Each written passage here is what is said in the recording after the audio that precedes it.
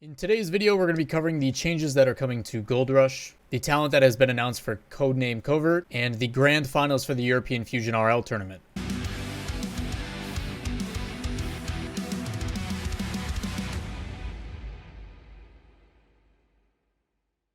you guys didn't see the news, Goldrush posted a tweet in regards to the fact that things are going to be changing when it comes to Goldrush.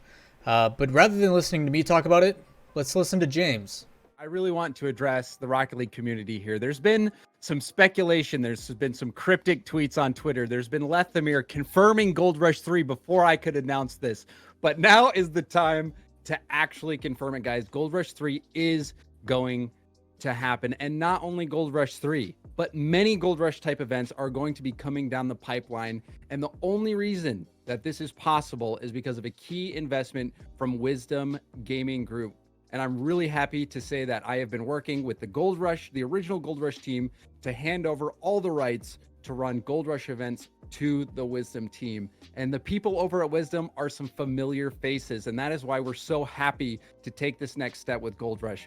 Dreadnought, Gillyweed, Strangest Stranger. These are people from Rocket League, from the core community, people who we believe have the right intentions when it comes to running premier community Rocket League events, taking care of players, and just doing things the right way. This is, to us, huge news. This is allowing Goldrush to be elevated to the heights that we, the original Goldrush team, feels that Goldrush deserved. And this is not a goodbye. This is not a goodbye from the original Goldrush team. Me, Corelli, and Furtive Raccoon are very much a part of all the events that will be happening in the future. It's just that now we become a part of the bigger system that is going to help make amazing Goldrush events happen. And now you get to speculate. You can ask yourself, what will Goldrush 3 look like?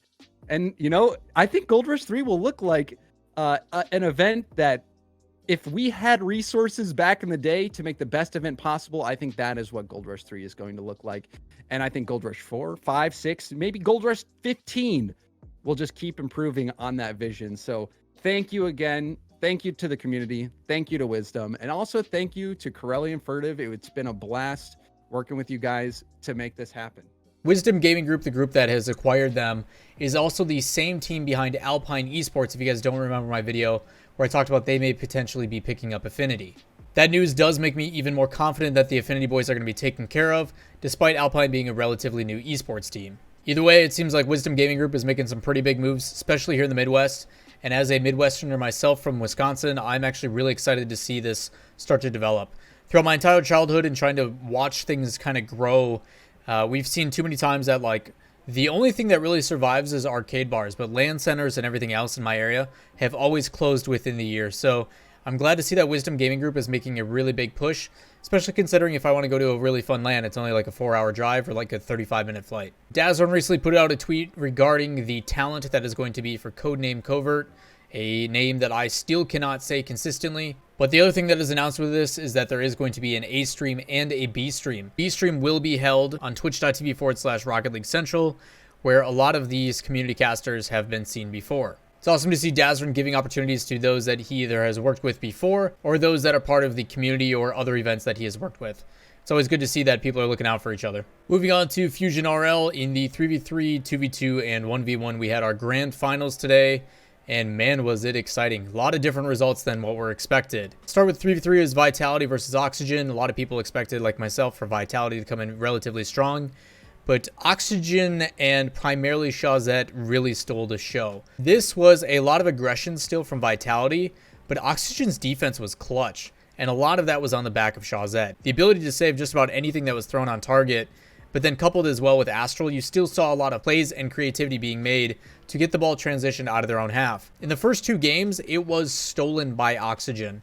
What ended up happening is Vitality would score first in probably the first like 2 minutes, and then no one would score until the last like 30-40 seconds, where Oxygen would put one in, they'd force an OT, and then they win an OT. And then they did it again in game 2, the exact same situation. Last like 20-30 seconds, score a goal, go to OT, and then steal it away in OT. And that's despite the entire game pretty much being dictated by Vitality, which is more of a testament to Oxygen. The ability to stay on defense for that long and still have enough boost to make the saves and then break out of their own half and then be so efficient. And I guess that's the best way to explain Oxygen is right now against the really high level teams, they are extremely efficient with their ability to move on to offense and put the shot on target that is going to be the one that they score.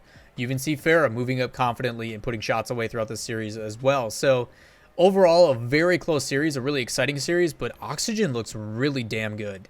I talked about it in my video yesterday, which you can kind of find a link to up here, that this was going to be the true test for Oxygen. I wanted to see them come up against a team that solidified roster, no changes, looking solid, and they did that. They looked extremely solid for a team that has just formed roughly a couple weeks ago. We then move over to the 2v2s, and I gotta say, I just love being right. Vitality, 4-0 clean sweep. I told you no one was gonna beat them, but on the other side of that, every game went to OT, one of them being 5.5 minutes. So even though I was right, I will definitely concede and say that it was a lot closer than I thought it was going to be. 4-3, 2-1, 3-2, 4-3. 1-goal games, obviously, because it went to OT in every single one. I do not want to spoil this series for you other than the fact that, yes, it is a 4-0, and you guys now know that. But go back and watch this series. It was exhilarating watching these guys fight. This is like peak Rocket League. I fucking loved it. And the match we're all looking forward to, Sandrock Gaming versus Vitality in the end. And no substitutions. We actually got Ocalid versus Fairy Peak the entire time. And if I thought twos was really close, this was insanity. So trades back and forth, and it was very similar to what we saw actually when he played apparently Jack yesterday, where he lost 2 out of the first 3 matches where he traded wins. But rather than subbing an alpha this time, he stuck with it. And despite that, ended up losing 2 more in a row. And at this point, it's match point for Sandrock Gaming's Ocalid. He's got it in the bag. He's going to win it. He's looking very confident, winning games pretty convincingly. I mean, game 4 was 8-2. So, like, we thought it was all wrapped up. And Fairy Peak did not sub out. He stuck with it. And we're like, you know what? You guys have already wrapped up the win in the tournament. You might as well just stay with it. So he did. And then he won game 5. And then he won game 6. And then he won game 7. It was a true testament of what Ones is about and who Fairy Peak is as a competitor. You got to see him adjust and adapt and make changes based upon playstyle. He even switched over to the Batmobile, which is a car that is primarily associated with more of a passive defensive, more space-given playstyle in Ones, but the game transitioned back into this really aggressive, constant challenge. I mean, Fairy Peak, I can't tell you the amount of times where he put a shot on target to force Khaled in a really awkward save, and then somehow miraculously got another just really soft flick to where the shot was coming in before you could see someone like Ocalid even recover. The series overall was just, it had a bunch of ups and downs. There's a lot of exciting moments in it, really crazy shots. Ocalid and his bounce dribbles is still one of the most frightening things I've ever seen.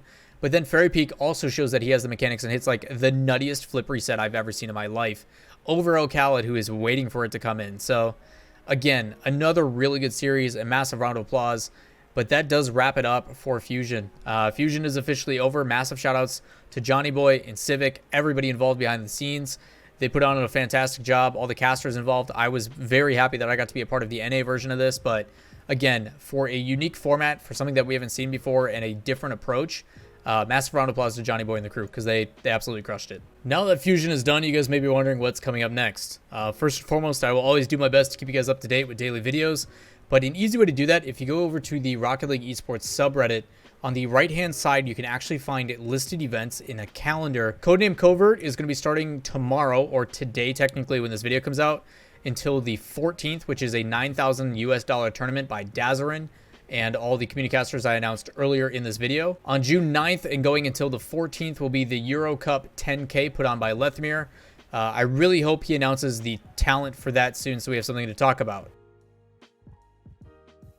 Also, something fun about the Euro Cup is recently Arju was announced to be playing with Dementia and Tigre in that event. So something different that he is going for, and it may open up a roster spot on Mouse. Maybe the Fruity rumors are true.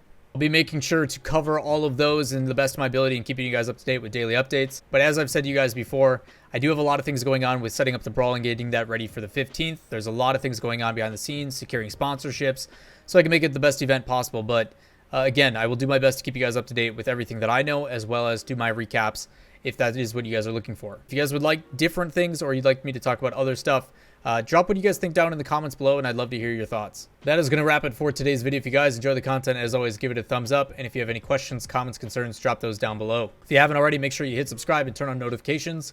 and I hope to see you guys soon. We'll catch you later. Peace.